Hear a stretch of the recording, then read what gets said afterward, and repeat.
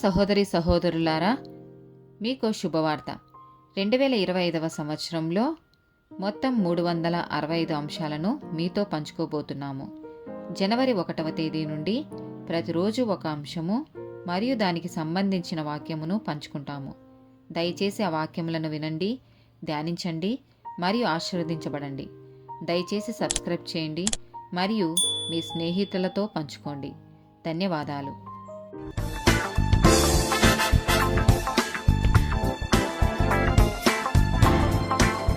206th day topic జీవితం. ఆదికాండము 2వ అధ్యాయము 7వ వచనం. దేవుడైన యెహోవా నేల మంటితో నరుని నిర్మించి వాని నాసిక రంధ్రములలో జీవవాయువును ఊదగా నరుడు జీవాత్మ ఆయెను. యోహాను సువార్త 10వ అధ్యాయము 10వ వచనము. దొంగ దొంగతనమును, హత్యను, నాశనమును చెయ్యుటకు వచ్చును గాని మరి దేనికిని రాడు. గొర్రెలకు జీవము కలుగుటకును అది సమృద్ధిగా కలుగుటకును నేను వచ్చి తినని మీతో నిశ్చయముగా చెప్పుచున్నాను. యోహాను సువార్త 14వ అధ్యాయము 6వ వచనము. యేసు నేనే మార్గమును సత్యమును జీవమును, నా ద్వారానే తప్ప ఎవడును తండ్రి యొద్దకు రాడు. సామెతల గ్రంథము 4వ అధ్యాయము 23వ వచనము. నీ హృదయములో నుండి జీవధారలు బయలుదేరును.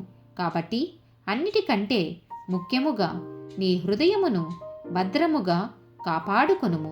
ద్వితీయోపదేశకాండము 30వ అధ్యాయము 19, 20 వచనాలు. నేడు జీవమును మరణమును ఆశీర్వాదమును శాపమును నేను నీ ఎదుటను ఉంచి భూమి ఆకాశములను మీ మీద సాక్షులుగా పిలుచుచున్నాను. నీ పితరులైన అబ్రహాము, ఇస్సాకు, యాకోబులకు ఆయన ప్రమాణము చేసిన దేశములో మీరు నివసించున్నట్లు యెహోవాయే నీ ప్రాణమునకును నీ దీర్ఘాయుషునకును మూలమై ఉన్నాడు. కాబట్టి నీవును నీ సంతానమును బ్రతుకుచు నీ ప్రాణమునకు మూలమైన నీ దేవుడైన యెహోవాను ప్రేమించి ఆయన వాక్యమును విని ఆయనను హత్తుకొనున్నట్లును జీవమును కోరుకొనుడి. కీర్తనల గ్రంథము 16వ అధ్యాయము 11వ వచనము. జీవ మార్గమును నీవు నాకు తెలియజేసెదవు. నీ సన్నిధిని సంపూర్ణ సంతోషము కలదు. నీ కుడి చేతిలో నిత్యము సుఖములు కలవు.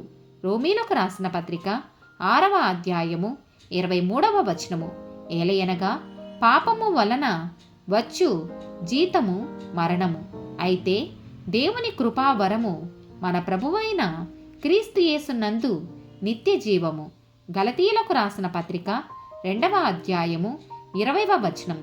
నేను క్రీస్తుతో కూడా సిలువ వేయబడి ఉన్నాను. ఇకను జీవించు వాడను నేను కాను, క్రీస్తే నా యందు జీవించుచున్నాడు.